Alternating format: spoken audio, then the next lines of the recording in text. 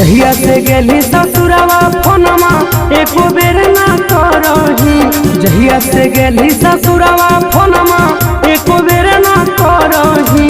दोसर छौनी से करही ये बात देखी के काहे ला जरही।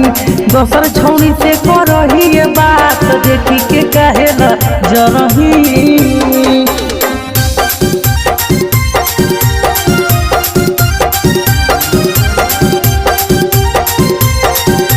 दोसर छौनी से करही ये बात देखी के काहे ला जरही।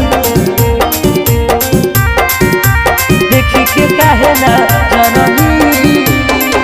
अगे कह हेली तोरे रहबो गेली बदल गे। करी के बियाहवा जानू पिया घरे गेली चल गे। घरे गेली चल गे। कह हेली तोरे रहबो गेली बदल गे। करी के बियाहवा जानू पिया घरे गेली चल गे। अब काहे हमारा पर दिल तोड़ी के मरही। अब काहे हमारा पर दिल तोड़ी के मरही। दोसर छौड़ी से करही ये बात देखी के काहे ला जरही। दोसर छौड़ी से करही ये बात देखी के काहे ला जरही।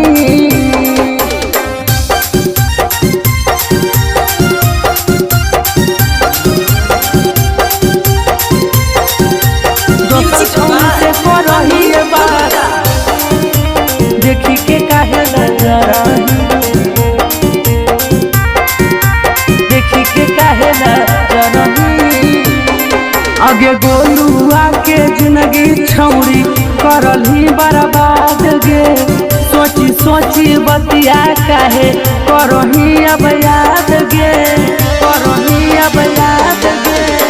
अवधेश के जिंदगी छौड़ी करही बर्बाद गे।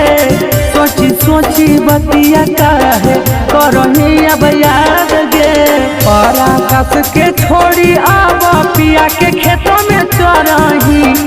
गुडन के छोड़ी अब पिया के खेतों में चरही। दोसर छौड़ी से करही ये बात देखी के काहे ला जरही। दोसर छौड़ी से करही ये बात देखी के काहे ला जरही।